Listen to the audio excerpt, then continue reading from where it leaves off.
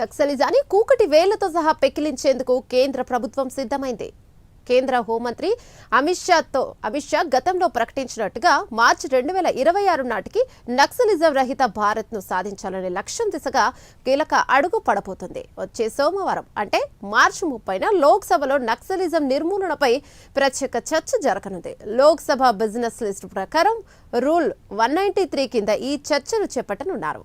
Shiv Sena MP Srikanth Shinde ఈ చర్చను ప్రారంభిస్తారు.